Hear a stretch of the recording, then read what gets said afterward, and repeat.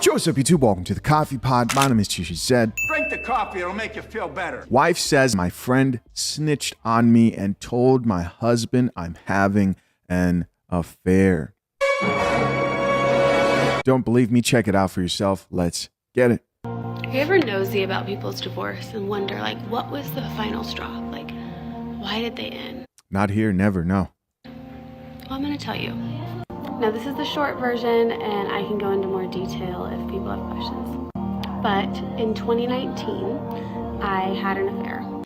And right before my dirty 30 of going with my girlfriends to Vegas that I planned for myself, one of my friends got mad at me and messaged my husband and told him everything. Wow. We were 6 weeks from closing on a custom-built house, which he canceled. But I didn't leave until June of 2021. So what happened between August of 2019 and June of 2021? Let's hear it. Well, after finding out about my affair, he got me into psychotherapy and got us into a religious marriage counselor.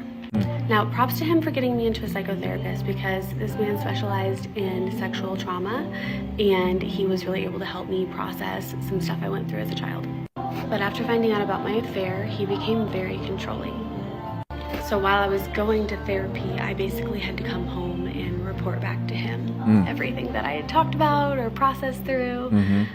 So I had no privacy. He had access to all my social medias.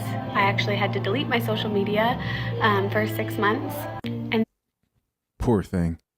And when I got back on, I had to delete like half of my following and friends, and then he had my logins. So for some reason, if someone messaged me, it would go first to his phone. I was completely isolated. But I gave up those freedoms because I had messed up. And you have to realize that I didn't just betray him, I betrayed my own morals. I had never even cheated on a boyfriend before. So I was processing a lot in this, and I felt extremely guilty. And I tried to not feel ashamed, because I know shame puts you in a spiral, and I was trying to just feel guilty so I could change my ways and process and make sure it never happened again. So March of 2020, I told him, hey, I need some more privacy. I need some space. I need to be able to have a girls' night. I actually have the list of my demands that I was asking him for. It asked for criticism to be only once a week. It asked for privacy, so that way I could have like conversations with my girlfriends, like open and honestly. And I asked him to keep everything that was in our marriage between him and his therapist and one other friend. Because at that time, he was running and telling his friends everything that I did, said, was doing, anything. He agreed to my demands, and then COVID hit. So we were stuck in the house together for 6 weeks, right after I asked for space. But that wasn't the nail in the coffin. That came a year later when my dad went into cardiac arrest and was on life support for 10 days. And I'm gonna have to go to a part 2, I'm sorry. Wow. So let me get this straight, man. This woman cheated on her husband, and it's not that she got caught cheating. It's not that she got caught having an affair, an ongoing relationship with another man who she was spreading her legs for and was not her husband. Just think about that for a second. Let that sit in. That's bad coffee. Drink the coffee, it'll make you feel better. But she got caught not because he found out or was looking for it, but she got caught because one of her friends snitched on her. And then her man, who is a better man than me in this situation, I'll tell you that for sure, found the strength to somehow forgive her, set her up for counseling to save their marriage, and then asks her to get rid of her social media, not forever, but just for 6 months. Oh no. We know how hard that can be for a lot of modern women today, man. They love that social media. And she also says she lost half of her followers, which tells me that half of those followers were men who were waiting in line to get their turn at busting the cheeks. This all seems very reasonable to me so far, right? This seems like a man who's trying to figure out how he can fix a situation where a woman has stepped out. And then she frames the situation like she's somehow losing her ability or freedom to go out. And so what does she do? She makes a list of demands, which one of them includes at least a girl's night out. You've got to be kidding me. Listen, man, some of you guys think that these videos I do are just for fun or just entertainment, and I don't actually mean these things in real life. Everything that I talk about here, from a woman's social media, her not having male friends, her not having girls' nights out, right? And what I mean is finding a woman who understands that those things get in the way of a healthy marriage, long-term relationship. And I'm not talking about your situationship here. I'm not talking about the guy who calls you and you give it up to him. I'm not talking about a rotation of women. No, I'm talking about committed relationships here. Gentlemen, here's proof that all those things jeopardize your relationship or the future relationship that you may find. Again, this is why it's important to have these conversations beforehand, before committing with the woman, and why videos like this and other RP content truly saves lives. Saves lives. Saves men from ruining their lives. Because for guys who are unfortunately not yet tied down by a woman, they can vet a woman and say, hey, how much time do you spend on social media? Okay, what are your friends like? Oh, we like to go on girls' nights out. No, that's not for us. Oh, well, I mean, like not even once a month? Nope. Not even once a year? Nope. Well, why? You don't trust me? It's not about trust. Just don't want to deal with it. I don't want the type of woman that's going to go out there and do those things. Hey, you don't have to be that woman to me. We could just keep on doing whatever we're doing here. We'll just date. We'll just have fun, right? That's what I hope for and require for the person I want to be exclusive with. Demonstrate, don't negotiate. Because if you don't do that, you will be this gentleman. You will be this guy right here. Because most men, they hear videos like this and concepts and say, oh yeah, women shouldn't have girls' nights out. What do you think she met the man who she's now spreading her legs for? You think she met him while she was hanging out with her man or out just at the grocery store? No, she met him through friends on some girls' trip, etc. So there's that. And the fact that she's asking for a girls' night out and he's cool with that, I'm just like, bruh, call men what you want. But again, the proof is in the coffee beans. I love everything about coffee. It is one of my favorite things in life. It is one of my favorite things in life. As always, of course, people chimed in on this story. Of course, this triggered a lot of people and people had a lot to say. Let's check out a few of these comments. First comment here comes from a woman. She says, honestly, that's the price you pay when you break that level of trust. It has to be rebuilt, and that takes a lot of work some people aren't capable of. 200 plus likes. Another gentleman here chimed in and says, to be honest, once someone cheats, the trust will never, ever be the same. Another person says, well, if it isn't the consequences of my own actions. Next comment here from another woman says, honestly, betrayal trauma is hard to deal with for some. He felt betrayed and that was his way of coping. Not saying it's right, but it's understandable. Another chick here added in and said, good for him. She's like, yo, good for him, man, for being able to set boundaries. I want to give this guy props. I mean, the man is trying.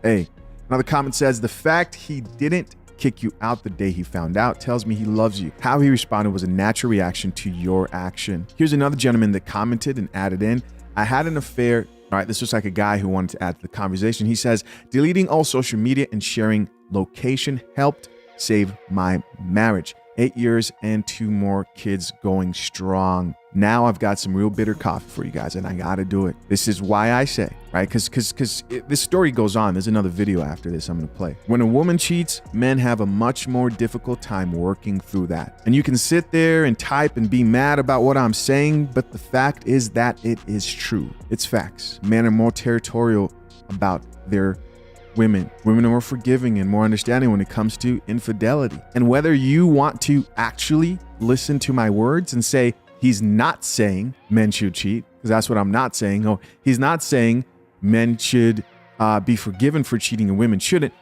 Keep that in mind. Whether you want to avoid drinking this coffee. Drink the coffee, it'll make you feel better. We all know the truth, whether you're going to admit it or you're not. Cheating on a man is different. There almost is never a situation where a man is willing to lower the type of loyalty he expects from a woman. I'm talking about sexually. Unless if it's agreed and they have some agreement between the two of them, men take a woman stepping out harder.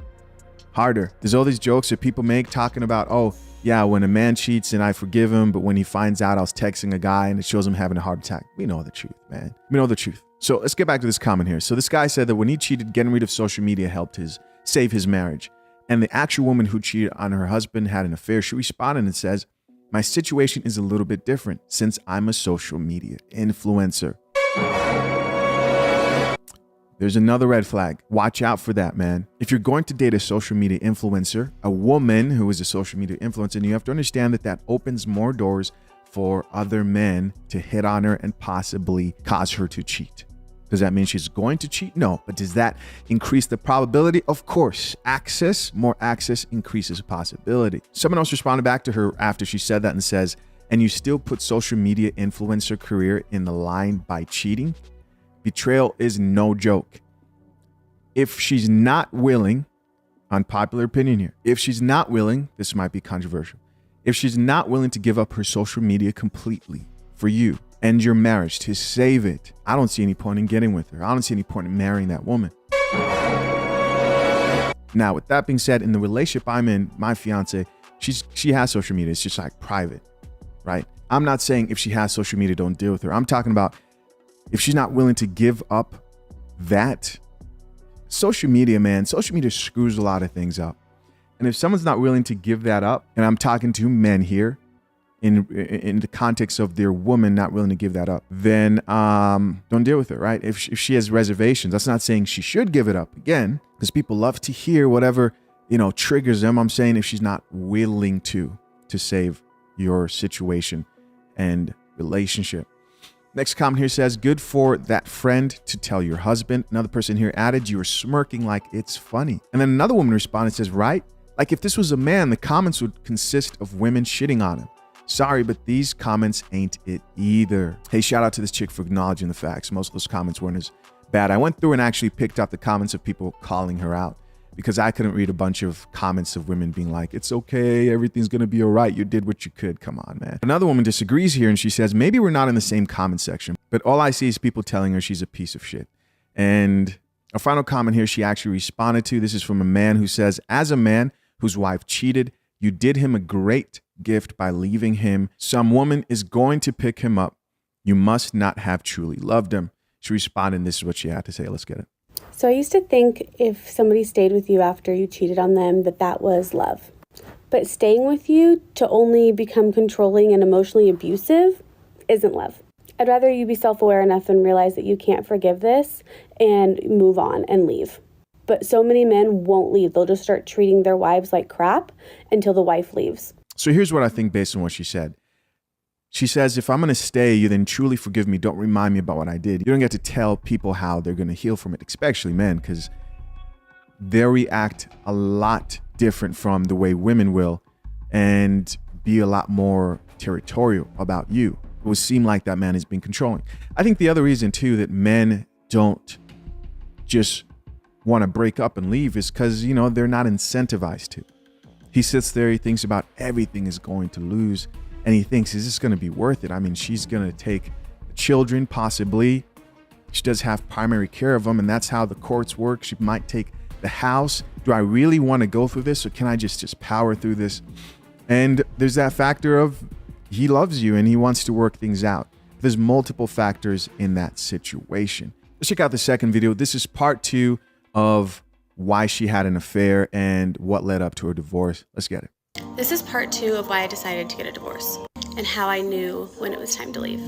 If you haven't seen part 1, click this and go watch it first. I'm going to try to get through this story without crying, but it's hard because even though it's been 2 years, it still hurts. So my dad went into cardiac arrest and was put on life support for 10 days. The day it happened, my ex was very supportive. He came to the hospital and sat with us as a family. But day 2 was different. Day 2, he told me that he was struggling. By he, I mean my ex. Now, I thought when he said he was struggling, he meant about my dad being on life support. So I said, it's okay, I can be your rock today. I'm feeling a little bit stronger, we can do this. And he said, no, he was struggling because I wasn't focused on our marriage. So he talked about flying to Houston to go be with his family. Mind you, my brother that lives in Houston and my brother that lives in Seattle were on their way with their wives and their kids in tow because my dad is on life support. Meanwhile, my husband's talking about leaving. Now listen, every marriage has its problems. But when you're going through your hardest thing you've ever had to go through in your life, the one person that should be there for you no matter what is your spouse. He didn't end up going to Houston, but he did go hang out with friends after work because he needed support. Because while I was sitting next to my dad, holding his hand, my ex calls me and picks a fight with me because I'm not prioritizing our sex life. This went on for about 5 days before he went to therapy. After that, he realized that this is a crisis situation and that his needs are on the back burner. And he wanted to be sweet and supportive to me. But physical touch, now that I found out, is my love language.